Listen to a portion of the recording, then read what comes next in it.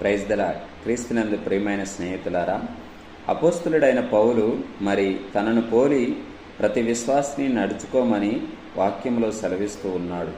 ఎందుకంటే తను క్రీస్తును పోలి నడుచుకున్నాడు.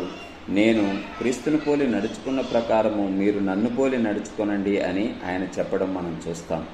అయితే మరి ఆయన తన విశ్వాసపు తొలి దినాల్లో చేసిన అతి ప్రాముఖ్యమైన విషయం ఏంటో మనం ఇప్పుడు చూద్దాం. అపోస్తుల కార్యాలు 9వ అధ్యాయము 19వ వచనం. పిమ్మట అతడు దమస్కులోనున్న శిష్యులతో కూడా కొన్ని దినములుండెను. చూసారా, దేవుని దర్శనం పొందిన తర్వాత, దేవుడు తనని సంధించిన తర్వాత, ఆయన పరిశుద్ధాత్మను పొందుకున్న తర్వాత ఆయన చేసిన పని ఏంటంటే శిష్యులతో కూడా కొన్ని దినాలు గడిపాడు. మనం కూడా మన ఆత్మీయ జీవితంలో ఎదుగుదలను చూడాలి అంటే, మన ఆత్మీయ జీవితంలో పాతుకొని జీవించాలి అంటే దేవుని బిడ్డలతో మనము సహవాసము కలిగి ఉండాలి.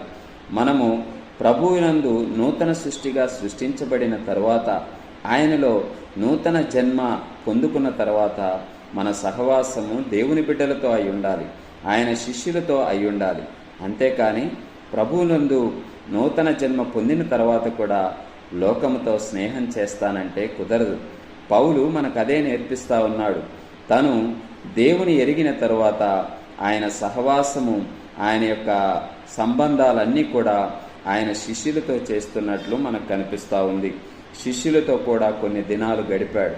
మనము కూడా దేవుని బిడ్డలతో సహవాసము చేయగలిగితే మన ఆత్మీయ జీవితంలో గొప్ప మేలులు, గొప్ప ఉన్నత స్థితిని చేరుకోవడానికి అది ఎంతగానో తోడ్పడుతుంది.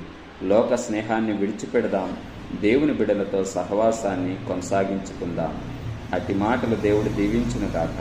ఆమేన్.